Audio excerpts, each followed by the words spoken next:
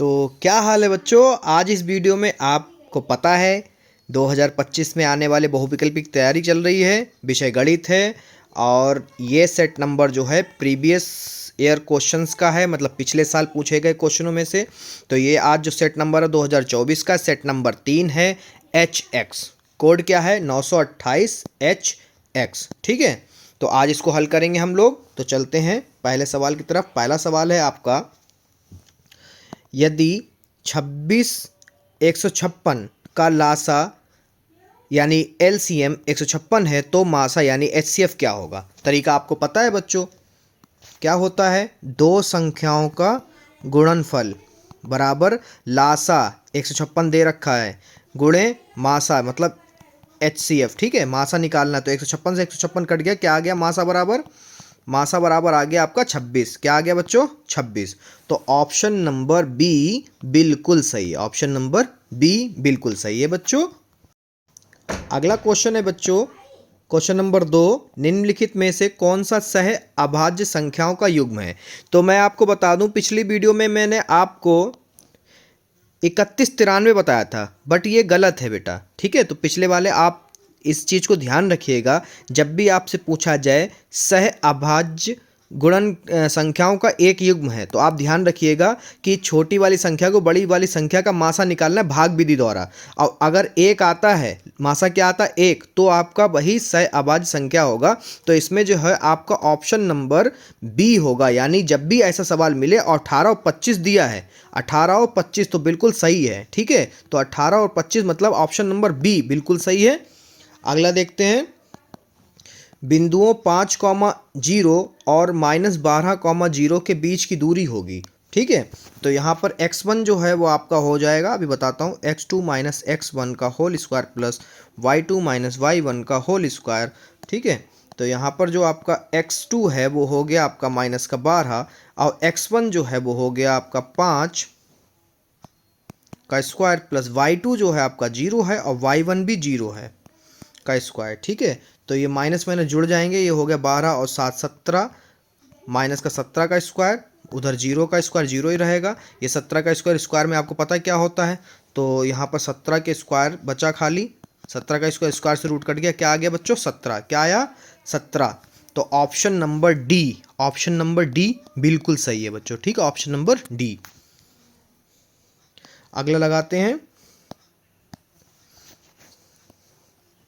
सबसे पहले क्लीन कर लेते हैं। क्वेश्चन नंबर 4, क्वेश्चन नंबर 4 है, वह छोटी से छोटी संख्या जिसको 35, 56 और 91 से विभाजित करने पर प्रत्येक दशा में शेषफल 7 होगा। आपको मैंने पहले ये क्वेश्चन कराया तो उसमें क्या था, बड़ी से बड़ी संख्या थी। क्या था बच्चों उसमें, बड़ी से बड़ी। मगर जब छोटी से छोटी संख्या पूछे तो आपको कुछ नहीं करना, लासा निकाल देना है 35, 56 और 91 का, और जितना शेषफल बच रहा उससे काट दो। 7 है शेषफल तो 7 से काट दो। 7 पंजे 35, 7 अट्ठे 56 और 7 इक्कम 7, बचे 2 हो गए 21, 7 तियां 21, 5 इक्कम 5, 8 का 8 और 13 का 13, 8 से कट कर दो, 8 इक्कम 8, 13 का 13। ठीक है, फिर 13 से कट कर दो, कट गया। तो ये 35, 56 और 91 का लासा कितना आ जाएगा आपका, आ जाएगा 7 गुणे 5 गुणे 8 गुणे 13। ठीक है, तो 7 पंजे 35 गुणे 8 की 13 से गुणा कराओगे तो आपका आ जाएगा 104, और 104 की 35 से गुणा कराओगे तो आपका आएगा 3640। क्या आया, 3640। तो ऑप्शन नंबर ए बिल्कुल सही है। ऑप्शन नंबर ए बिल्कुल सही है बच्चों। ठीक है, अगला क्वेश्चन है, पांचवा हमारा है। पांचवा क्वेश्चन कई बार पूछा गया है। ठीक है, तो पांचवें क्वेश्चन में कह रहा है कि 8 के प्रथम 15 गुणजों का योगफल होगा। देखिए 15 गुणज मतलब 8 का पहाड़ा 15 बार। ठीक है, तो पहला तो होगा 8 इक्कम 8, 8 दूनी 16, 8 तियां 24 dot dot dot dot dot, और 15 की गुणा 8 से करो तो कितना आएगा 120। कितना आएगा 120। तो अंतिम पद क्या हो गया 120। अब ऐसे कितने पद हैं, तो n बराबर आपका हो गया यहाँ पर 15। ठीक है, a बराबर आपका हो गया है 8, d बराबर हो जाएगा दूसरे पद में से पहला पद घटा दो, कितना आया 8। ठीक है, तो Sn योगफल पूछ रहा, तो आपको योगफल वाला सूत्र मतलब Sn वाला सूत्र लगाना, n/2 2a plus n minus 1 into D. आपको Sn निकालना है, क्या निकालना है? Sn। तो यहाँ पर जो है n आपका है 15, तो 15/2 ब्रैकेट 2 इंटू 8 प्लस n मतलब 15 माइनस 1, डी भी आपका 8 है। तो ये हो गया 15/2, 8 दूनी 16 प्लस 14 गुणे 8। ठीक है, तो 14 8 कितना हो जाएगा बच्चों? पहले तो इसको लिख लो, 16 प्लस 14 8 हो जाएगा यहाँ पर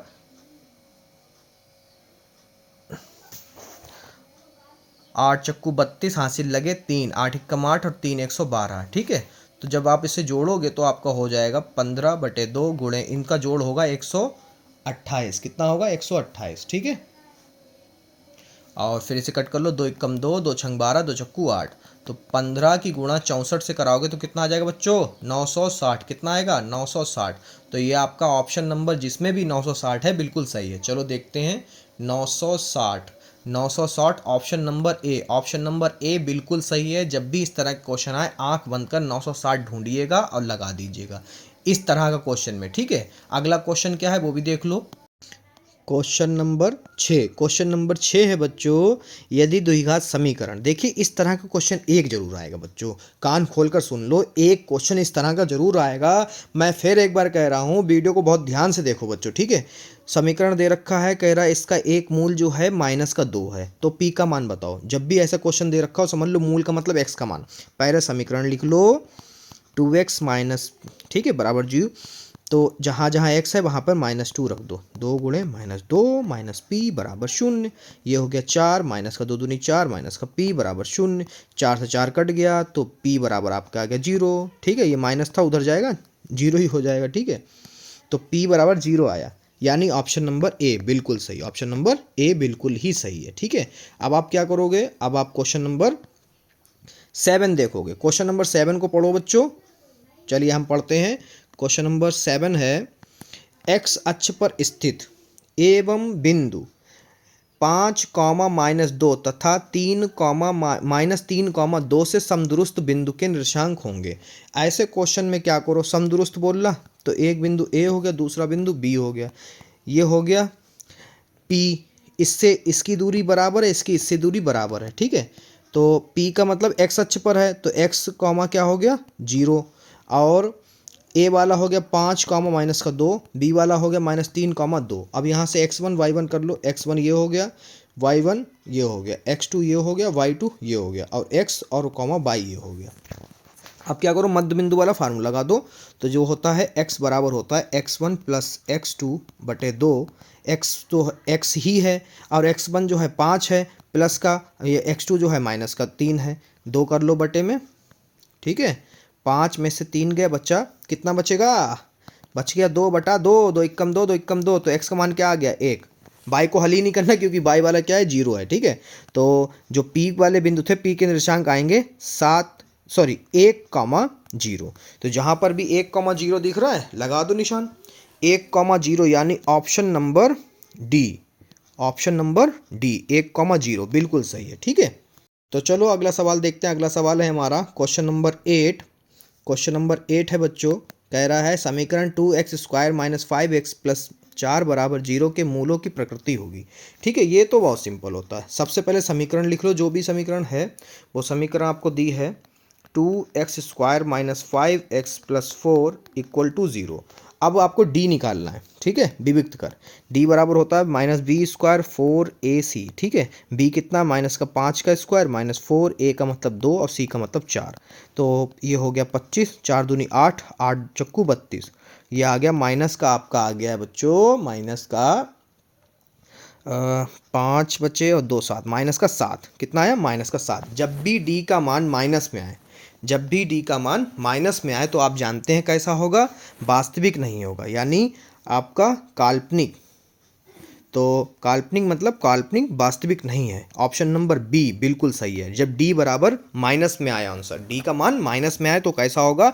काल्पनिक या वास्तविक नहीं होंगे। ठीक है, तो बी वाला बिल्कुल सही हो गया। अगला देख लो, क्वेश्चन नंबर 9। दो त्रिभुज एक दूसरे के समरूप हैं। अब समरूप है तो आप जानते हैं, पहला ऑप्शन दे रखा है यदि इनके संगत कोण बराबर हों, दूसरा ऑप्शन है यदि इनकी संगत भुजाएं समानुपाती हों। सी वाला कह रहा है कि पहला कथन और दूसरा कथन दोनों हो सकते हैं। डी वाले में कह रहा है इनमें से कोई नहीं। तो आंख बंद करके क्या करना है, इस तरह के क्वेश्चन में आप ऑप्शन नंबर सी लगा देना, क्योंकि समरूप है तो आप जानते हैं कि संगत कोण भी बराबर होंगे और संगत भुजाएं समानुपाती होंगी। तो ऑप्शन नंबर सी बिल्कुल सही है। ठीक है, अगला क्वेश्चन। अगले क्वेश्चन के चित्र में देखो, सबसे पहले चित्र ही मेन है इसमें। एक चित्र बनाते हैं, ये बन गया। ठीक है, ये आपको दिया है 70, ये है 125, और ये है O, ये है D, ये C, और ये आपका B, और ये A और B। ठीक है, अब कह रहा है कि ये वाला एंगल निकालो, कौन सा, OAB। अब देखो बच्चों, एक रेखा है ऐसे करके पड़ी, ये कितना 125, तो 125 यानी 180 रेखीय युग्म है। 180 में से 125 जाए कितना बचा, 155 खाली 55, तो ये कितना हो गया 55, और ये आपको 70 दे रखा है, तो 70 और 125 कितना हो गया, 70 और 55 कितना हो गया बच्चों, बताओ। 70 और 55 आपका हो गया 125, कितना हो गया 125, तो फिर कितना बचा, 55। तो ये तीनों कोण पता चल गए। अब ये अगर 55 है तो ये वाला भी 55 होगा।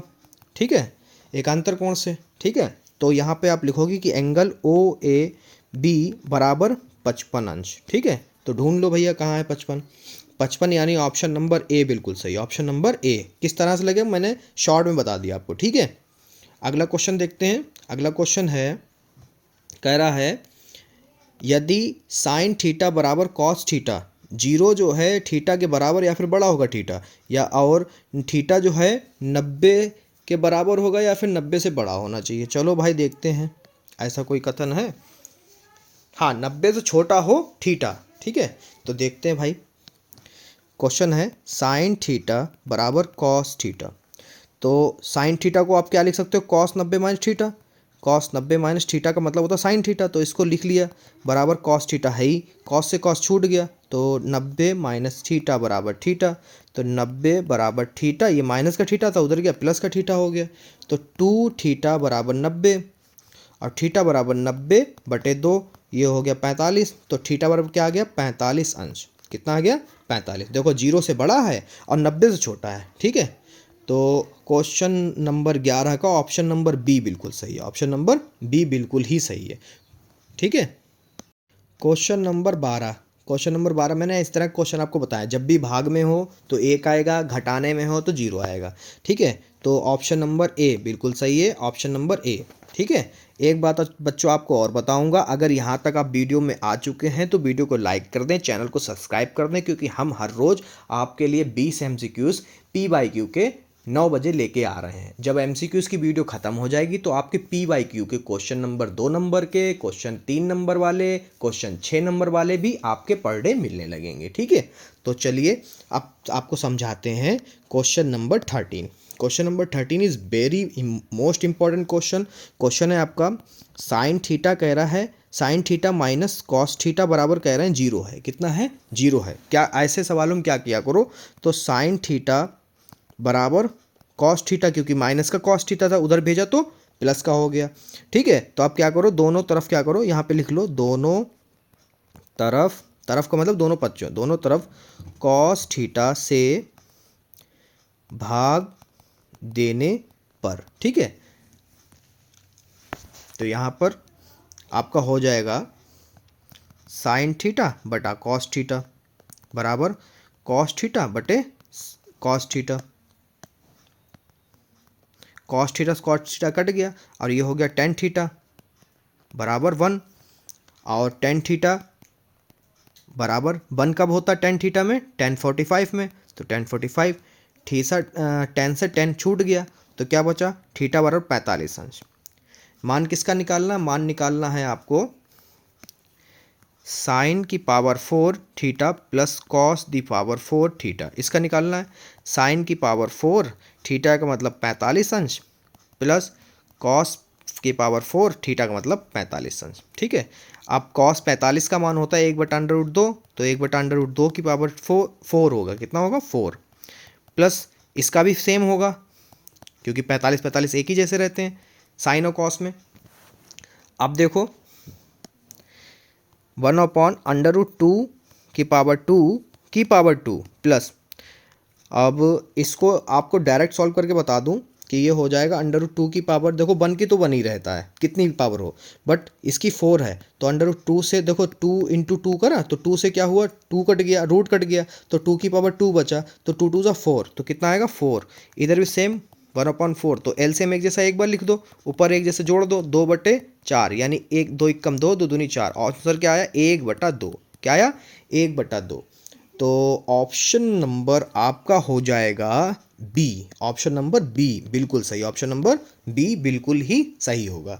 आगे चलते हैं, आगे है आपका क्वेश्चन नंबर 14। क्वेश्चन नंबर 14 क्या है, चलो डायरेक्ट लगाते हैं। क्वेश्चन नंबर 14 कह रहा है कि sec a plus 10a 1 minus sine a, कह रहा है इसका मान बताओ। ठीक है, अब इसका मान निकालने के लिए आपको पता है कि साइन सेक और टेन को किस में बदल दो, साइन और कॉस के पद में। तो 1/cos लिख सकते हो सेक को, 10 को लिख सकते हो साइन ए बटा कॉस ए। ये जैसा लिखा है बिल्कुल वैसा ही लिखा रहने दो। इसका एलसीएम लोगे हो जाएगा कॉस ए, ऊपर जैसा लिखा बिल्कुल वैसे ही।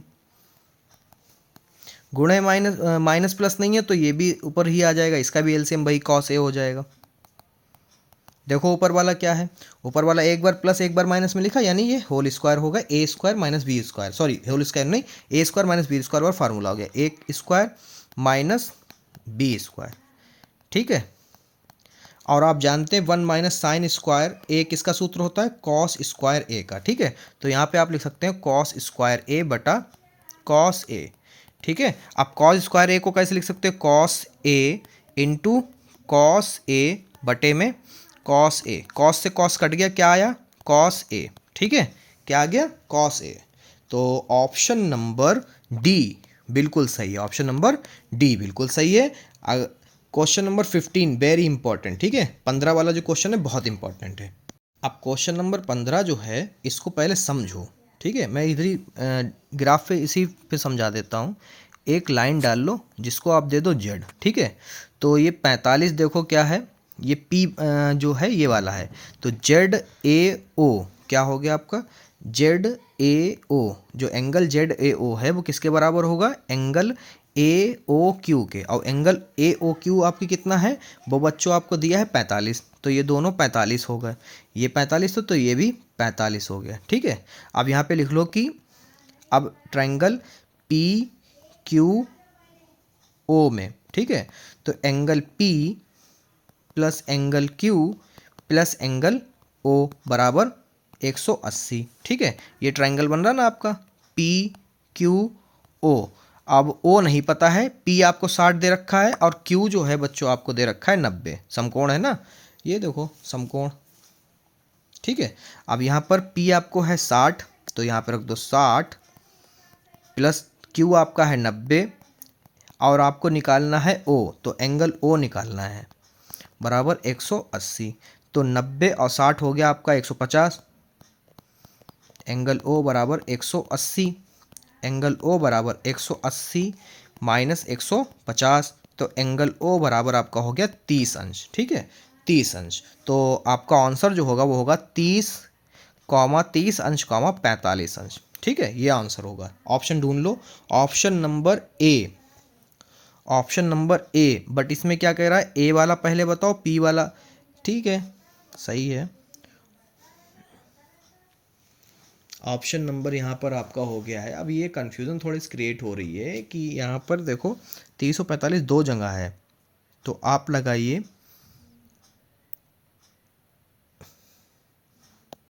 तो ऑप्शन नंबर जो है आपका बी, ऑप्शन नंबर बी बिल्कुल ही सही होगा। ठीक है, क्योंकि आपने ए वाला पहले निकाला है, ओ वाला बाद में। ठीक है, तो ए वाला 45 पहले आया था, ओ वाला 30 बाद में आया। ठीक है, तो ऑप्शन नंबर बी बिल्कुल सही है। आगे देख लो, आगे जो है क्वेश्चन नंबर 16। क्वेश्चन नंबर 16 जो है वो है किसी त्रिभुज ए बी सी, पहले त्रिभुज बना लो, बन गया, नाम बाद में देंगे। एंगल सी बराबर जो है 90 है, तो यहाँ पर एंगल सी मान लो। tan a बराबर जो है 1/√3 है, इसको सॉल्व कर लो। 10a बराबर जो है 1/√3 है। अब 10 में 1/√3 किस में होता है बच्चों? किस में होता है? 10 30 में होता है। किस में होता है? 30 में। 10 से 10 छूट जाएगा, a बराबर क्या आ गया? 30। तो यानी a बराबर जो है 30 हो गया, ये 90 हो गया, और यहाँ पर a, यहाँ पर b। तो b 90 और 30 को जोड़ लो, 90 और 30 को जोड़ लो 120, 180 में से घटा दो तो ये आ गया 60। कितना आ गया? 60। b हो गया 60। अब मान किसका निकालना बच्चों? मान निकालना sine a into cos b plus cos a into sine b। ठीक है। अब a का मतलब 30, b का मतलब 60। चलो रख लो। तो साइन a का मतलब 30, b का मतलब 60। a का मतलब 30, b का मतलब 60। ठीक है। अब देखो साइन 30 का मतलब 1/2, कॉस 60 का मतलब 1/2 प्लस कॉस 30 का मतलब √3/2 गुणे साइन 60 का मतलब √3/2। ठीक है। 2 दूनी 4, 1 इक्कम 1, 2 दूनी 4, √3 से √ कट गया, खाली 3 बचा। ऊपर देखो जब हर एक जैसे होते हैं एक बार लिखो, ऊपर वाले संख्या जैसी लिखी उसको वैसे ही लिख दो विद सिंबल। तो 4/4, 4 इक्कम 4, 4 इक्कम 4, आंसर क्या है? 1। ऑप्शन नंबर सी बिल्कुल सही। ऑप्शन नंबर सी बिल्कुल ही सही। देखो बच्चों अगला सवाल है, 17वां है। एक घड़ी की मिनट की सुई r सेंटीमीटर की है, यानी r बराबर आपका r ही हो गया। ठीक है। एक मिनट की सुई में मिनट की सुई द्वारा बनाए गए त्रिज्यखंड का क्षेत्रफल देखो। ये हो गई घड़ी। मान लो मिनट की सुई द्वारा इतना रचित है। ठीक है। तो थीटा बराबर आप जानते हैं 1 मिनट द्वारा रचित जो होता है थीटा 6 अंश का होता है। मैंने आपको बहुत समझाया है कि 1 मिनट द्वारा 1 मिनट का जो एंगल होगा वो 6 अंश होगा। तो थीटा बराबर कितना हो गया? 6 अंश। ठीक है। और रेडियस आपको आर का आर ही दिया है। तो फार्मूला क्या होता है? θ/360 पाई आर का स्क्वायर। तो थीटा कितना हो गया? 6/360 पाई आर का स्क्वायर। तो आर ही, आर त्रिज्या आर ही है तो आर का स्क्वायर आर स्क्वायर रहे। 6 कम 6, 6 छंग 36, 0 का 0। तो आपका आ गया पाई आर स्क्वायर बटे 60। जहाँ दिख रहा हो निशान लगाओ, खत्म। ऑप्शन नंबर ए बिल्कुल सही। ऑप्शन नंबर ए बिल्कुल ही सही। अगला देखते हैं। अगला क्वेश्चन है, देखो ये क्वेश्चन फिर मैंने पीछे भी बताया था आपको, फिर आ गया। ठीक है। 1/2 त्रिज्या सेंटीमीटर व्यास वाले किसी ठोस अर्धगोले का पृष्ठीय क्षेत्रफल होगा। पीछे भी बताया था मैंने, एक बार ये दूसरी बार आया है। ठीक है। 2023 में भी आया था, 2024 में भी आया है। ठीक है। और हो सकता है 2025 में भी मिल जाए। तो इसको कैसे लगाओगे? देखो ये हो गया अर्धगोला। ठीक है। ये हो गई ऊपरी सतह और ये हो गया अर्ध। ऊपरी सतह जो है वो आपका वृत्त है। ठीक है। वृत्त क्या आकार का है? तो यहाँ पर कैसे लगाओगे? देखो आर बराबर, पहले डी बराबर दे रखा है 1/2, डी बराबर है 1/2। अब आर बराबर होता है 1/2 गुणे उसका भी आधा, तो 1/4 हो गया त्रिज्या। अब कहना सर गुणा, ये गुणा होती है, बटे में 2 है तो ऊपर जाएगा, गुणने में हो जाएगा। ठीक है। त्रिज्या आ गई 1/4। अब आपका जो होता है अर्धगोले का संपूर्ण पृष्ठीय क्षेत्रफल का फार्मूला तो 3 पाई आर स्क्वायर। 3 पाई का मतलब 22/7 गुणे 1/4 गुणे 1/4। अब जी चेक कर लूँ, पाई का मान नहीं रखना है, मतलब पाई को खाली पाई रखना है, पाई को सिर्फ पाई रखना है। अब ये हो गया 3 पाई बटे 4 चक्कू 16 सेंटीमीटर स्क्वायर। 3 पाई बटे 16 जहाँ दिख रहा है वो बिल्कुल सही, 3 पाई बटे 16। ये ऑप्शन नंबर बी बिल्कुल सही। Option number B. Question number 19, किसी बारंबारता बटन के माध्य और माध्यक क्रमशः 26 सेंटीमीटर यानी माध्य हो गया और माध्यक हो गया 25.8। बहुलक निकालना है। ठीक है। सूत्र क्या होता है बच्चों?